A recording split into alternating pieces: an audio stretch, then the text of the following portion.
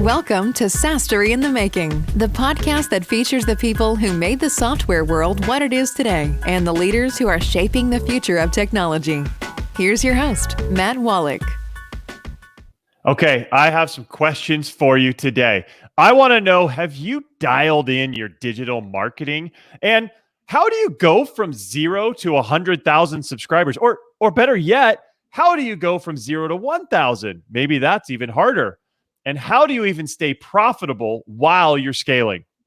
We're going to talk about all of those questions and more. This is SaaS-Story in the Making. I am your host, Matt Wallach, and I am delighted to be joined by my special guest today, Paris Childress. Paris, how you doing? Doing great. Thanks, Matt.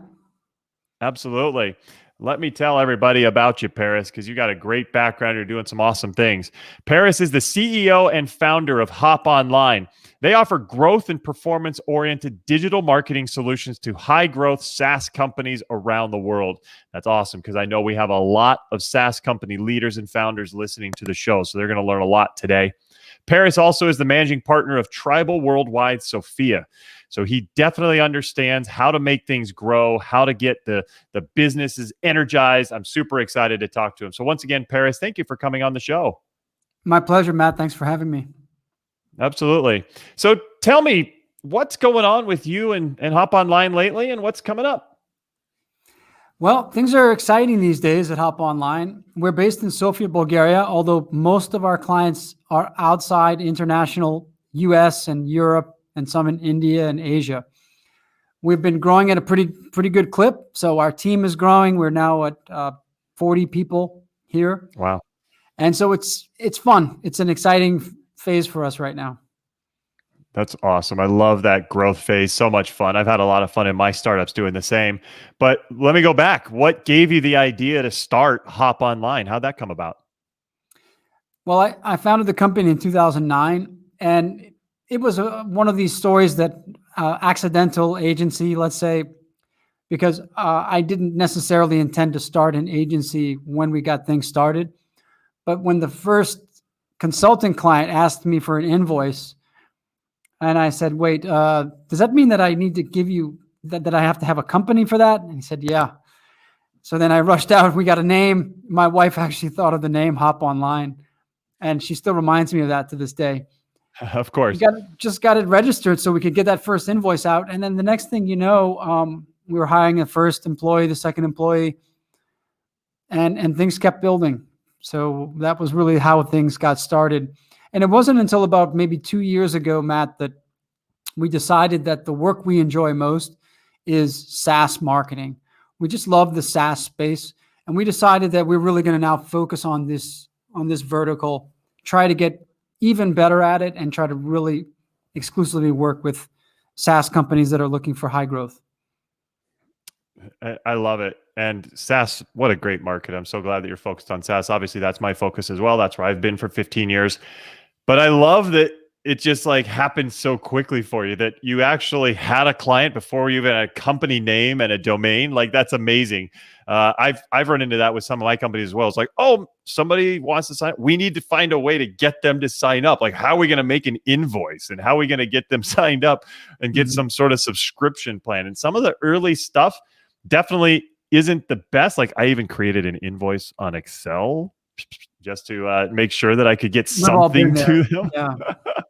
I think the moral of the story is just get started. It doesn't have to be perfect right away. I know I've talked with a lot of people like, well, I'm thinking about starting, but I'm not quite sure exactly what to do. I mean, you came up with a name on the spot. You just get started and you figure out what needs to be done and you make it happen. And so I think that's awesome that you did that, Paris. Yeah, absolutely. I agree. Don't hesitate. Don't wait until the moment is perfect, because it never will be. You've got to just charge ahead. Totally agree. So when do SaaS companies need to start thinking about ramping up their digital marketing? I believe that the time to get really serious with digital marketing is when a SaaS company believes that they've got product market fit pretty well established. I think to spend a whole lot on digital marketing, or any type of marketing for that matter, if there's still a exploration around product market fit, is going to lead to a lot of money wasted. But once a SaaS company has established product market fit, and usually that coincides with funding rounds as well, then usually it's time to really get into a scale mode. And digital marketing is just an absolute growth engine for that if it's used properly. Yeah, I totally agree. Let's actually make sure that we break it down and level set. Can you talk about what digital marketing is? There might be some people out there who don't fully understand how that differentiates from others. Can you just explain a little bit about what it is? Yeah. Well, digital marketing is really the evolutionary term that was previously called web marketing or online marketing, but this is marketing in a digital environment. And now digital marketing, especially in the context of SaaS, it is associated with performance marketing. And that means that this is marketing that is designed to give you back a pretty clear and demonstrable ROI or a return on ad spend. The big platforms we're talking about, no surprise, are Google Ads, Facebook ads. And the third player emerging is LinkedIn ads, primarily for B2B marketers. Mm-hmm. Yeah. So where do you think most people are putting their focus between those platforms, most companies? When it comes to SaaS, I think that paid search is still king because of its ROI. This is usually people who are at the bottom of the funnel or they're at the end of a purchase journey or a conversion journey. Paid search does still, in our experience, yield the highest return on ad spend, but it is limited. We typically advise most of our SaaS clients to fully exploit all of the opportunities and squeeze every drop out of paid search first. And then typically they start to move up the funnel towards middle or upper funnel. And that's when you start to see YouTube, Facebook, LinkedIn, sometimes Instagram, sometimes Twitter. TikTok now is an emerging channel. So these are more of the middle funnel or upper funnel types of channels that companies use. But we see that still the majority of the investment is going into Google Ads, paid search. Wow. And I think it's so important. Building my first SaaS company, that was a philosophy for us, is everybody was on Google. We needed to get there. We needed to make sure that we were top of the list. And so we really worked on getting our name up there in paid as well as SEO. Paid had to happen first, obviously. SEO takes a little while. So what are you doing to help those companies? What exactly does Hop Online do to make sure that they can maximize that ad spend or minimize the ad spend and maximize the return? We fully take over and manage all of those channels, starting with Google Ads and Facebook ads and LinkedIn ads. If we inherit something that's existing, we start normally with some sort of a audit and then a restructuring process. If we're starting from scratch, then we build out those campaigns from ground zero. And in all those cases, our teams are highly, highly specialized and we're very hands-on, communicating daily with the clients. And so it really is it could be a fully done for you service. We can also do it together, complementing an in-house marketing team and filling in some gaps. Or in certain rare cases, we can act as a consultant where the client is mostly doing everything themselves. Our best way of working, though, is in partnership with our clients, where we are typically working with a small marketing team that's covering a whole lot of bases, and we are trying to help them really just dominate in digital marketing. That makes sense. I want to talk about one of the companies that you really helped, and this is something that you guys famously helped Output.com go from 0 to 100,000 subscribers in 18 months. That's incredible. I love that story. But I want to kind of take the first part of that. How did you go about getting the first 1,000 subscribers? What were the steps that you took to get that thing kind of going and launched and starting to get some of those early leads in the door? Sure. Well, the first 1,000 of those customers were mostly achieved through what I would call the trial phase. These were the really early weeks. I have to say, first and foremost, that this is a phenomenal product. And we were greatly assisted by the fact that this was a naturally viral product. We needed to get this product into the hands of ideally professional or hobbyist music makers. We started with paid search. And the challenging thing there was that this is a so-called trailblazer category. They were establishing a new category. So we didn't have a whole lot of search demand or search volume around exactly what they were offering. So we needed to go and look for what we call adjacent intent. We needed to look for the nearby categories that would indicate that we do have somebody who is a professional music maker performing this search. They might be looking for another related piece of software that could be complementary, or it might even be a substitute. And based on that, we got really the first 1,000 of those customers through paid search. But what we quickly realized after that is that we needed to get other channels involved if we wanted to start scaling, because we were running up against a ceiling when it came to the potential high quality searches that we could tap into. Yeah, I can imagine. So what did you do? How did you get through that ceiling? We turned to really two primary channels. We turned to Facebook and YouTube. So this is music software, so it naturally lends itself to the sight, sound, and motion, but especially sound, because they had some amazing videos that showcased the unique sounds that the software can produce for music makers. So YouTube was a great fit for that reason, just because so many users are already using YouTube really as a jukebox or just a mute for music. And a lot of those ads were just a natural fit. With Facebook, I would say the same is true, because we were able to tap into a more passive audience.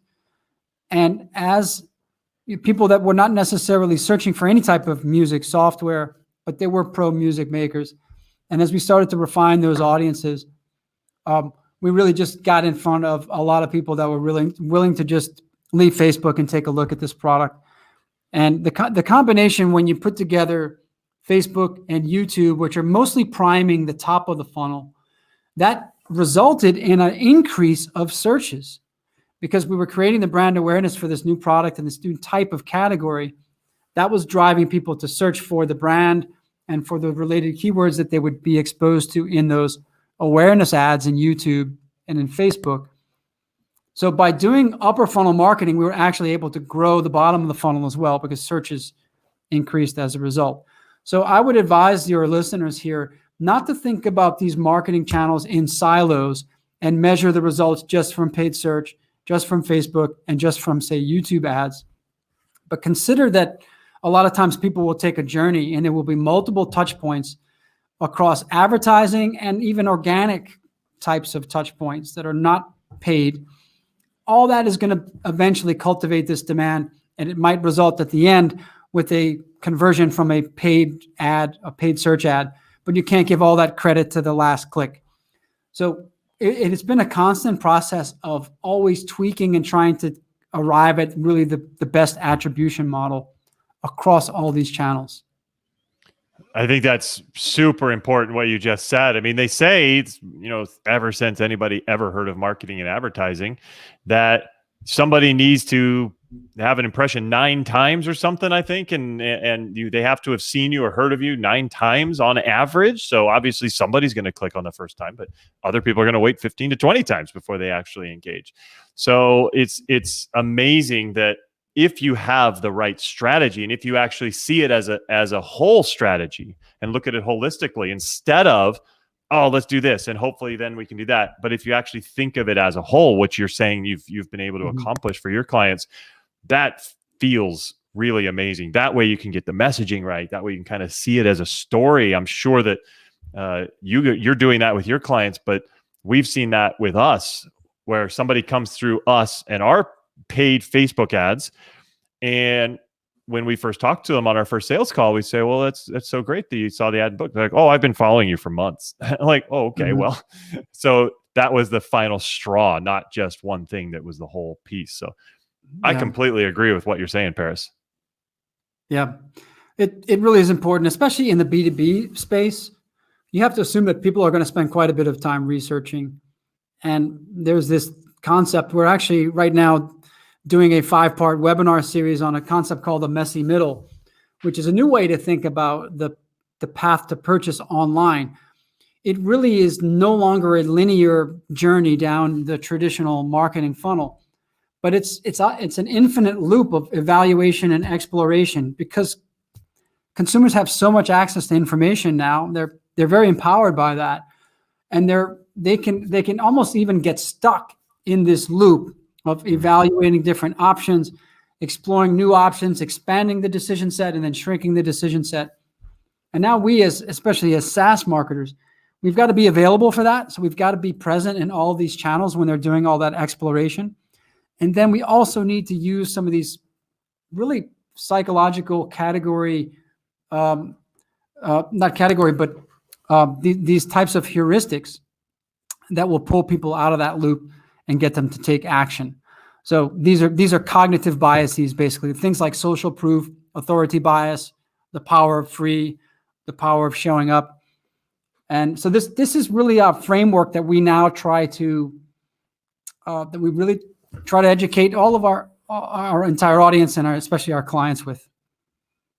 I think that's awesome. I think it's really great that you've structured it that way so it makes it easy and you're educating your clients as opposed to just doing it for them. So you're helping them become stronger overall. That's phenomenal.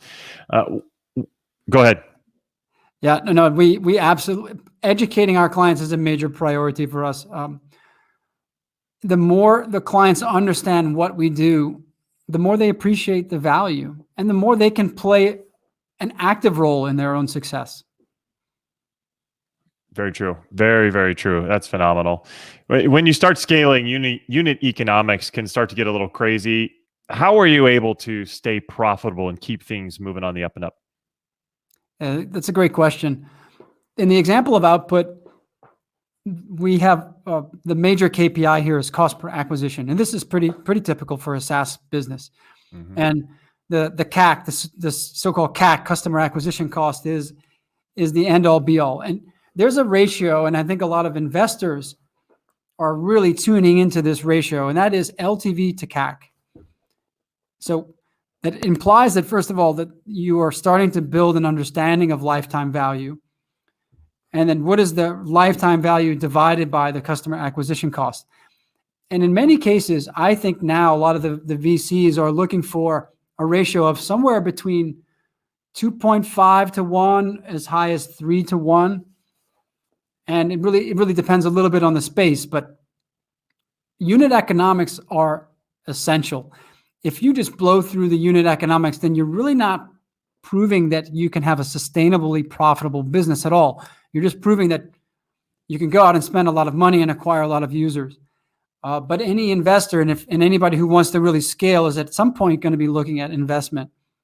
One of the most powerful cases you can make to an investor to write that check is to demonstrate a clear and consistent track record of maintaining a healthy LTV to CAC ratio. It's one of the things that we preach a lot with our clients is let us help you and work with you to understand your LTV better. Let's update that on regular intervals.